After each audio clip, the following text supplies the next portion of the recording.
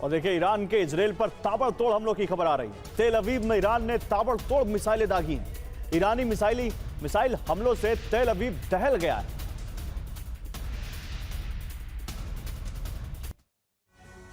और ईरान के खिलाफ अमेरिका और इजराइल के हमले अब तक जमीन पर हो रहे थे, लेकिन अब इस युद्ध का विस्तार समंदर तक हो गया।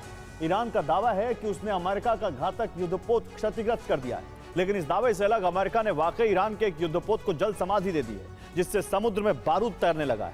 अब क्या यह बारूद पूरी दुनिया के तट से टकराकर विनाश की ज्वाला उठाएगा? उत्तर इस रिपोर्ट में देखिए। समंदर में युद्ध बह रहा है बारूद। क्या वाकई ईरान ने अमेरिका के अजेय माने जाने वाले aircraft carrier USS Abraham Lincoln को तबाह कर दिया है?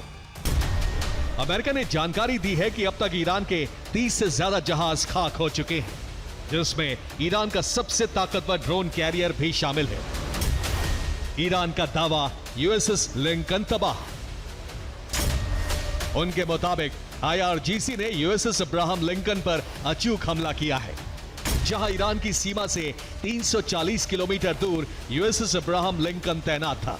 लेकिन ईरानी ड्रोन और मिसाइलों ने इस पर भीषण प्रहार किया, जिसके बाद यूएसएस अब्राहम लिंकन और उसके साथ चल रहे डिस्ट्रॉयर बचने के लिए 1000 किलोमीटर दूर भाग गए।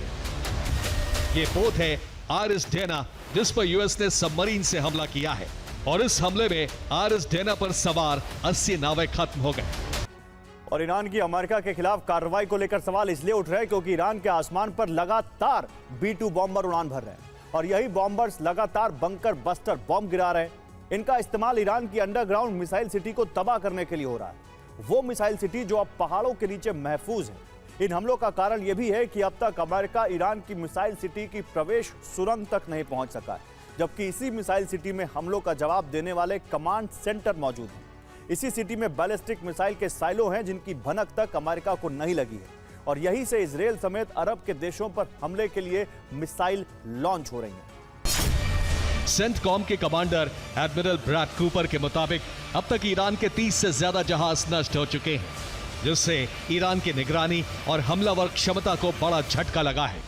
ईरानी नौसेना का सबसे बड़ा समुद्री एसेट अब ऑपरेशनल नहीं है। दावा यह है कि ईरान का ड्रोन और मिसाइल भंडार घट गया है। मिसाइल हमलों में 90% की कमी आ गई है, और ड्रोन हमलों में भी 83% की गिरावट है। इसलिए अमेरिका अब और बड़े हमले करने की तैयारी में है।